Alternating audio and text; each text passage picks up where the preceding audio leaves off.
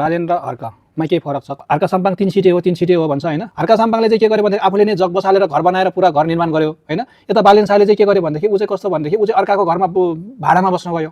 Hello नमस्कार सर्वप्रथम सबैजनालाई हैन। यहाँ चाहिँ मान्छेले के कुरा गर्छ भन्दाखेरि बालेन र हर्कमा के फरक छ, कसको चाहिँ उ छ भनेर हैन। मान्छेले भन्छ 3 सिटे हैन। मेयरमा लड्दाखेरि हैन बालेन्द्र शाह काठमाडौँको मेयर, हर्क साम्पाङ धरानको महानगरपालिका उपमेयर। हेर्नुस् है त अब संघर्ष कसको कति छ भन्ने कुरो हो कि हैन। अब बालेन शाह भनेको मिडिया ट्रायलबाट चाहिँ सिधै उ आयो, मेयरमा आएको मान्छे हो हैन।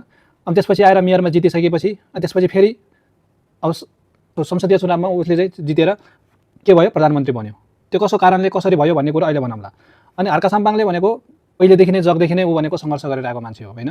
उसले भनेको कति सङ्घर्ष गरी गर्दा सङ्घर्ष गर्दा हैन उसले चाहिँ धरानको उपमहानगरपालिकाको चाहिँ मेयरमा जितेको अहिले हैन। भन्दा स्वतन्त्रबाट उठेको दुवैजनाको हैन, स्वतन्त्रबाटै हो दुवैजना। अब यहाँ चाहिँ कसले सङ्घर्ष गरेर कसले कति गर्यो के गर्यो भन्दा पनि अब मान्छेहरूले प्रायले भन्छन् हैन। अब यो हर्क साम्पाङ 3 सिटे हो भन्छ हैन।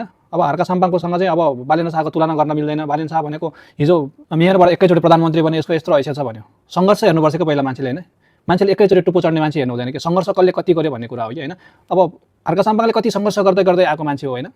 अब भनेको उसले भनेको आफ्नै पार्टी खोलेर हैन, आफूले सङ्घर्ष गरेर आफ्नै पार्टी खोलेर 7 सिट जित्नु भनेको एउटा ठुलो कुरा हो।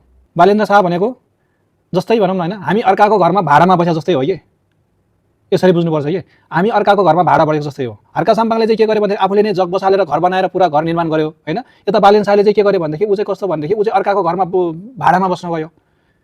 नभए त एकचोटि कुलमान घिसिङकोलाई हेर्नुस् एकचोटि उहाँ के राम्रो मान्छे थियो र हिजोको दिनमा हैन एमडीमा विद्युत प्राधिकरणको एमडीमा त्यत्रो जागिर खाएको मान्छे हैन, विद्युत प्राधिकरण चाहिँ लोड सेडिङ अन्त्य गरेको मान्छे, के नाम नकमाएको मान्छे हो र होइन नि। त्यसपछि आएर जेनजीको आन्दोलनमा पनि मन्त्री बनेको मान्छे हो नि त हैन। नाम नकमाएको होइन, कमाएको हो नि त। तर उहाँको के भयो, हिजोको दिनमा चाहिँ उहाँले चाहिँ आफ्नो पार्टी खोलेर हैन कुलमान घिसिङले चाहिँ राजसभामै बसेको भए, यता गएर त्यतै बसेको भए 100% जित्थ्यो।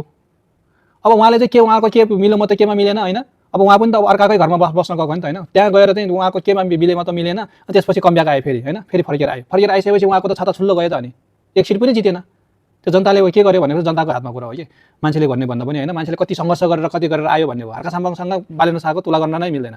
हर्क साम्पाङको भनेको यसको लेभल यति छ भनेको हैन, बालेन शाहको भनेको लेभल यस्तो हो। प्रधानमन्त्री भएर मात्रै के गर्नु, भोलिको दिनमा अब राष्ट्रपतिले अब लजाउ निसेर जाऊ भने पनि जानुपर्छ। जस्तै हामी अर्काको घरको भाडामा बसेको भए लजाउ भने तिमीहरू निसेर गइहाल्नु निसेर जानुपर्छ। त्यस्तै अवस्था हो यिनीहरूको भनेको। आफ्नै घर हर्क साम्पाङको भनेको आफूले जक्सनदेखि उठाएर ल्याएको घर हो। उसले कसैले जाऊ भन्दैन सक्दैन, कसैले के भन्नु, आफ्नै दम्ममा ल्याएर देखाएको चाहिँ यो चाहिँ ल्याएको चाहिँ यो संस्कृति पार्टी हो कि। त्यही भएर हर्क साम्पाङसँग बालेन्द्र शाहको कहिले पनि तुलना नगर। बालेन शाह भनेको अहिले प्रधानमन्त्री छ भनेर चाहिँ हैन धेरै चुमचुम चुरीफुरी नगर्नु। भोलिको दिनमा रविले पनि लातले हानेर खेलाइदिन पनि बेर लाउँदैन। बुझ्यौ नि केटा हो।